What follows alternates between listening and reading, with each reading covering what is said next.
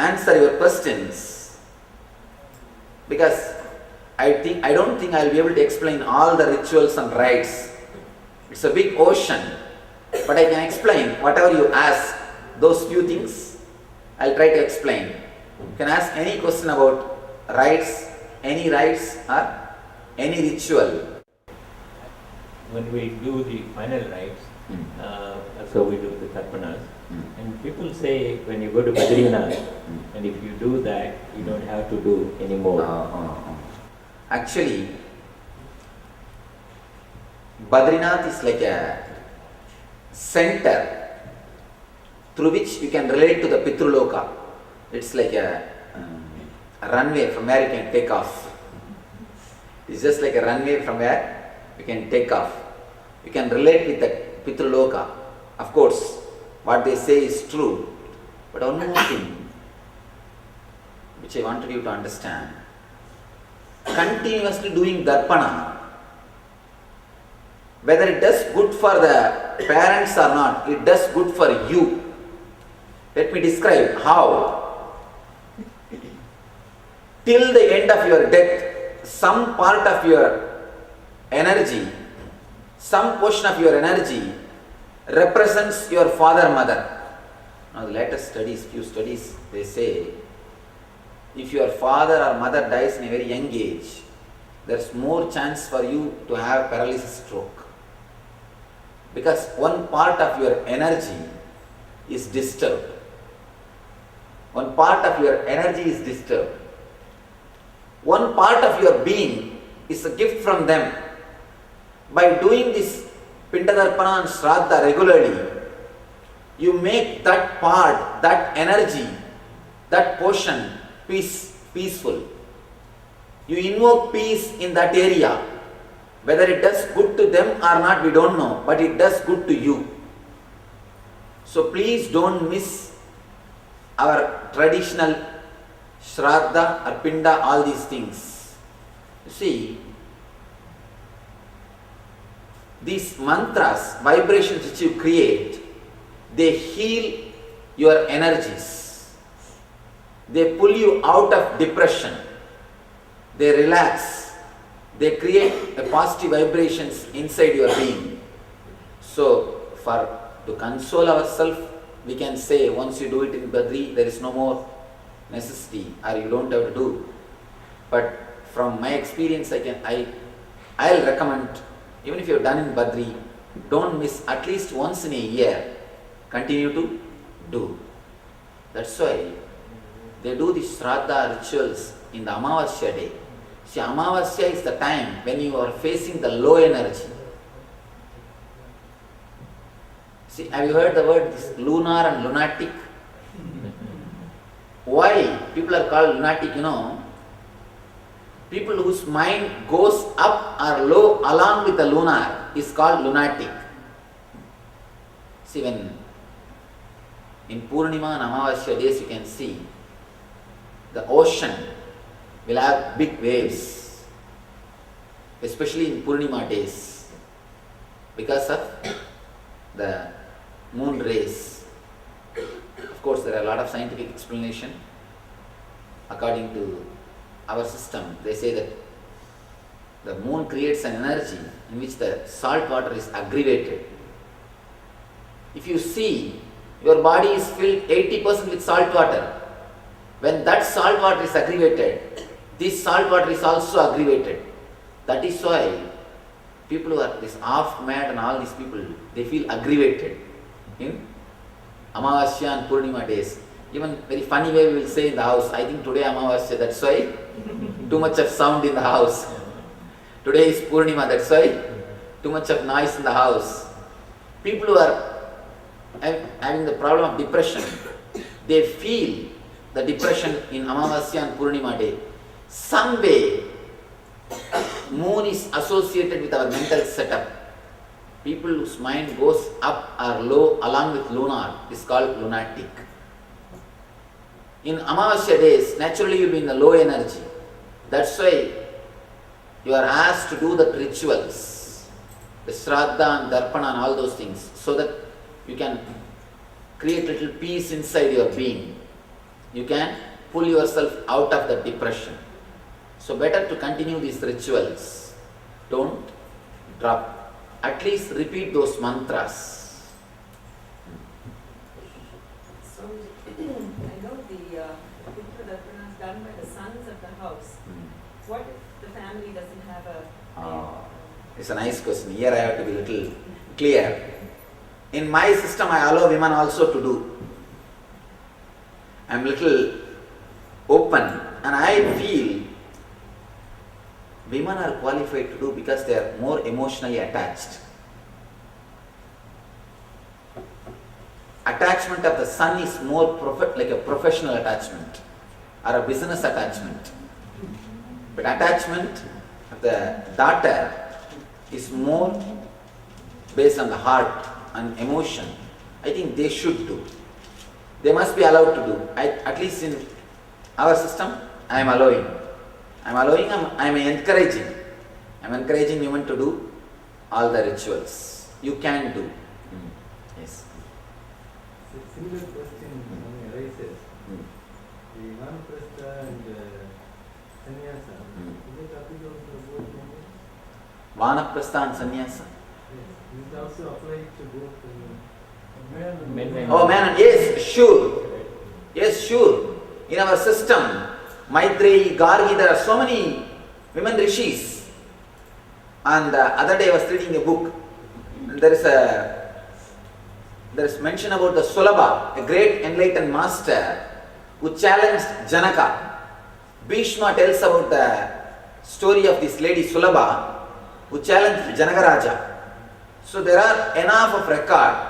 We have enough records about the women rishis who took Vanaprastha life, sannyas life, who were even lived unmarried life, who have directly taken sannyas from brahmacharya state, who are called Paramahamsas. There are enough records. Women can take Vanaprastha life, sannyas life, or women can take directly sannyas from brahmacharya life. Nowadays, in the modern day, all Hindu missionaries, all the missions are giving sannyas to women. And it is allowed. Even in the Dasnami Sampradaya, in Amnaya Patadi also, there are very clear mantras to give sannyas for women. Set of rituals are available to give sannyas. Individuals doing pujas in their homes, in the puja homes, as compared to attending pujas in the temples. What is the difference? It's like you go to hotel and get a beautiful food, 5-star hotel and eat, and you yourself cook and eat in the house. What's the difference between these two? Of course, when you can't go to the 5-star hotel, you can cook and eat. But once in a while, go to the hotel also and taste, enjoy the food. When you go to the temples, you can enjoy elaborate, beautiful way. You can see every inch and understand, and you can enjoy.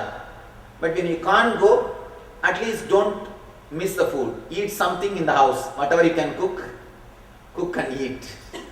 That's all. This is the difference between doing your own and attending the temple rituals. Yes.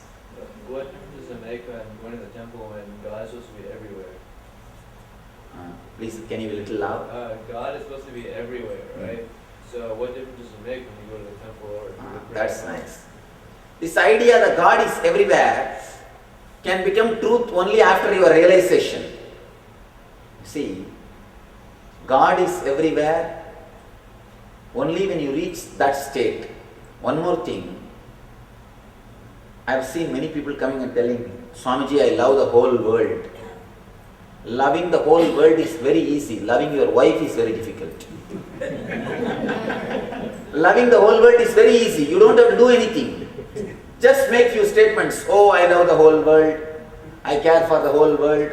You don't have to do anything. First thing, loving your family is a very difficult thing. First, create love, then you can love the whole world. Without even creating the idea love, we just say that we love the whole world. That is the way. Without even feeling God in one statue, how can you feel in the whole world? First thing we need to do is feel God, feel divine in one place. Then you can project the same feeling with the whole universe. Ramakrishna says a beautiful example. In cow's body, throughout the body the milk is available. But you can't get the body by catching the ears. You catch the ears and try to do whatever you want, you won't get milk. Try to catch the horn and do whatever you want, what will you get? You won't get the milk. You will be able to get the milk only through one source. Same way, God may be available everywhere, but you will be able to get His energy, you will be able to get His blessing only through temples. First, try to relate through one source. First, establish that relationship. Then you will be able to project the same feeling, same relationship with the whole world. If you don't relate, even with one statue, I will be able to relate with the whole world. So please understand, God is everywhere is only concept, ultimate truth. It is not the relative truth. There are two kinds of truths, absolute truth and relative truth. As on now, you can't experience the absolute truth. Start with these simple things, then you will be able to experience the absolute truth. But till you experience the absolute truth, you can't use the absolute truth to escape from your duties. I've seen many people, they use all these big words just to satisfy their life or just to satisfy their mind, just to justify what they are doing. We use these big truths, what for? To justify what we are doing. So please understand, start relating first with the temples, then you will be able to relate the God who is existing everywhere. It's a nice thing. First thing, Ramakrishna says beautifully, he says, where else you can go even for that? Asking God for material benefit is not wrong, it's okay. But stopping there itself is seriously wrong. Starting your devotion in a Kamya way, Kamya Bhakti, is nothing wrong. But just stopping there itself is something seriously wrong. That's what I always tell people. When you start praying, your religion starts. But when you start giving your gratitude, your spirituality starts. With prayer, your religion starts. With gratitude, your spirituality starts. After some time, you should feel how much He has given you. You should start feeling the gratitude. One more thing, asking is nothing wrong, but forcing is something wrong. See, why do you pray? Because you believe God has got Shakti to give what you want. That's perfectly alright. But sometimes we force, I want this, you have to do. Why do we force? We believe that He has got Shakti to give what we want, but we don't believe He has got Buddhi also to give when He wants, when it should be given. We believe He has got Shakti, but we don't believe He has got Buddhi. That is where the problem starts. When you believe He has got Shakti, you start praying. When you believe He has got Buddhi also, you surrender. The real surrender starts. You reach the peak of devotion. You reach the level of gratitude. So, of course, it is good to start, it's a good way to start as a Kamya Bhakti, but that is not the way to end. That's not the place to stop. Okay, I have a question. You talked about the journey of the soul after death. and various phases that it goes through. Isn't this the same thing that happens during meditation? Because we hear about the transmigration of souls. Not only at the time of meditation, at the time of sannyas also same thing happens. Even at the time of sannyas, we go through a ritual of complete death. You will be asked to drop your past name, everything related to past. You have to live 3 nights and day without taking food, just like a ghost, to lose your identity. To lose your identity, you will be asked to live in smashana for 3 days without taking any food. You have to only eat through smell, eat through nose. You can smell, that's all. You can't eat. Then after that, you will be given a new name, new form or a new meditation technique. Then this Kavyastra, all the next rituals will be done. At the time of death, at the time of meditation, at the time of sannyas, all the 3 times you undergo the same, you go through the same path. You undergo the same transformation. In meditation also, practically you die. Meditation is nothing but new birth. You take a new birth, that's what. See, the mother carries you in Bhugarbha. Teacher carries you in a Hridgarbha. He teaches you all the culture, art, dance or anything. He carries you in the Hridgarbha. Master carries you in the Jnanagarbha and gives you the birth of spiritual realization. So you undergo 3 different ways. First thing Bhugarbha, the next is Hridgarbha, third is Jnanagarbha. So the meditation is Jnanagarbha. You really take new birth. You are no more same old person. Famous in Martha. I understand. And then he asked his guru whether ladies can also say that, and he said, Surely the energy of women cannot be imbalanced by a mantra. Surely I don't think it will happen. I don't know for what reason he made this comment. What for he told this, that I don't know. But I can be sure all mantras can be chanted, used by everybody. And you see one thing, mantras comes out of the experience of the rishis. In that experience state, there is no male or female. It's pure consciousness. It comes from consciousness. Directly it will work on consciousness. So the body is nowhere related to these mantras.